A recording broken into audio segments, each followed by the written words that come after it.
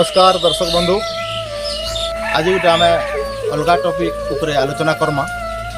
देखुन नीतिदिनिया जीवन भितरे मनीष के अनेक प्रकार रोग बेमार आसी से भितर जेनता के एसिड है, गैस है, तापर आमर बीपी है, सुगर है, से भितर गोटे पाइल्स जेनता कि आम कहूँ मलकंटक बोली।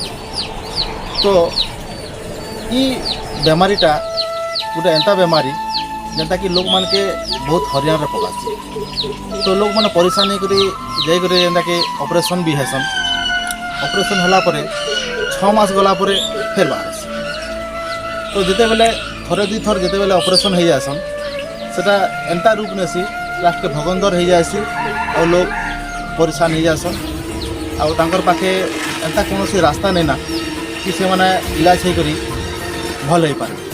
किंतु आज गोटे खुशीर कथा आमर हेस्टिक्स मार्केटिंग रो प्रोडक्ट खाई लोक मैंने बहुत उपकृत होचन।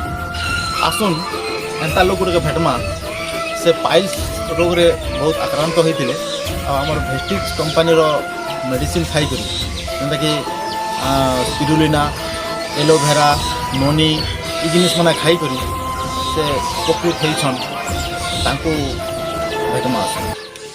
आज्ञा नमस्कार। नमस्कार आज्ञा। आपनकर ना टे कहबे आज्ञा? गजेंद्र कुमार नायक। गाँ है मोर बाहाडुकी।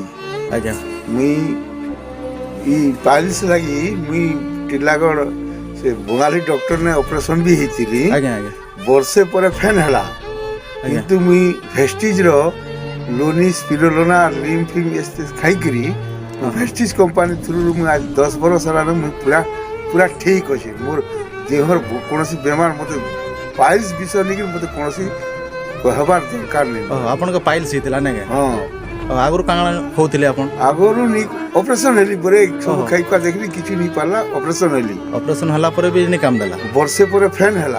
आज्ञा होय तापरे वेस्टिज रो मुई खाई नोनी स्पिरुलिना एलोवेरा एटा माने खाइली। हां खाइली। याद ठीक अछन? एबे पूरा ठीक है। मुई 7 बरस के 8 बरस हला ना मते किछु जना नहीं पड़े। होय मुई वेस्टिज रो धर्म पूरा ठीक होचे। आज्ञा आर किछु जदी हेबा बेले भी हे वेस्टिज को अनुसरण करबी। आज्ञा बहुत बहुत धन्यवाद आज्ञा। हो आज्ञा नमस्कार। आज्ञा नमस्कार।